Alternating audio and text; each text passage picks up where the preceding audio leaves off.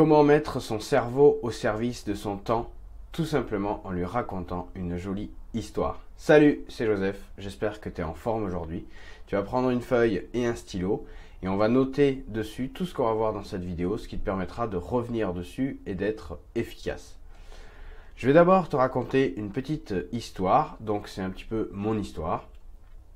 Tout simplement, je pense que tu as vu un petit peu, tu as suivi un petit peu les dernières vidéos, les choses que j'ai faites jusqu'à maintenant. Donc tu sais que j'ai 3 filles, dont 2 jumelles.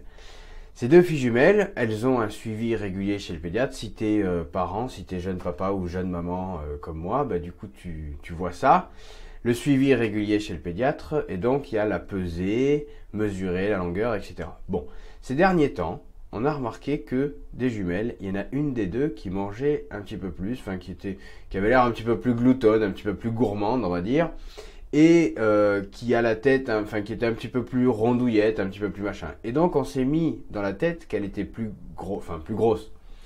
Qu'il y en avait une un petit peu plus lourde que l'autre, qu'il y en avait une un petit peu plus rondouillette que l'autre, etc. Qu'il y en avait une plus gourmande que l'autre. Donc on a fait comme ça un partage dans notre cerveau et on s'est fait systématiquement à cette idée-là.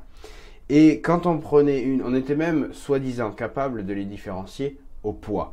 Prenez une, on disait c'est une telle, et on prenait l'autre, on disait ah oui non là c'est sûr, c'est pas, oh toi t'es toute légère, oh toi t'es toute gourmande, toute rondouillette, etc. Et on s'est mis comme ça dans notre tête exactement cette chose-là.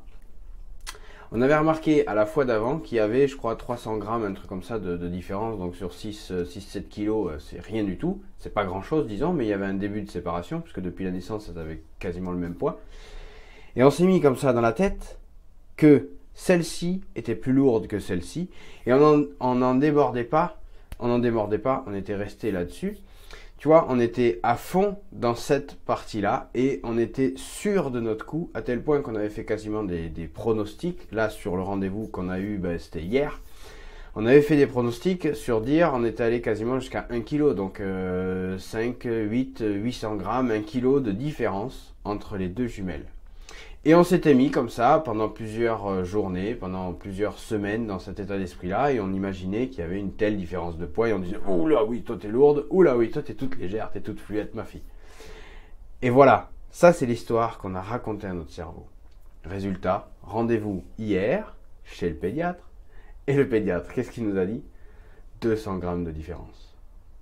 200 grammes de différence sur 6 kilos, sur 7 kilos, c'est rien, tu peux pas. Tu peux pas le savoir comme ça. Donc, on a juste programmé notre tête pour qu'elle dise celle-ci c'est la plus lourde, celle-ci c'est la plus légère. Et je t'invite à faire ça dans ta vie de tous les jours. Pas de programmer ta tête pour qu'elle sache quel poids font tes jumelles parce que tu n'as peut-être pas des jumelles, mais programmer ta tête pour dire telle chose, je veux que ça se passe comme ça, et boum, ça se passe comme ça. C'est extrêmement aussi simple que ça. Ce que tu mets dans ta tête, l'histoire que tu racontes dans ta tête, c'est celle qui t'arrive, qui se déroule devant toi. Ce que tu imagines, c'est ce qui va t'arriver. Donc si tu imagines que c'est mauvais, ça va t'arriver du mauvais. Si tu imagines que c'est bon, ça va t'arriver du bon. C'est aussi simple que ça. Le cerveau fonctionne comme ça. Je suis mal placé pour parler du fonctionnement du cerveau, mais malgré tout, là, c'est une preuve que j'ai eue ce matin que le cerveau fonctionne comme ça et qu'on peut faire comme ça. Donc, raconte-toi des histoires. Chaque matin, tu as plus de 15 heures devant toi. Raconte l'histoire que tu veux mettre dans ton cerveau. Partage cette vidéo et choisis tes priorités.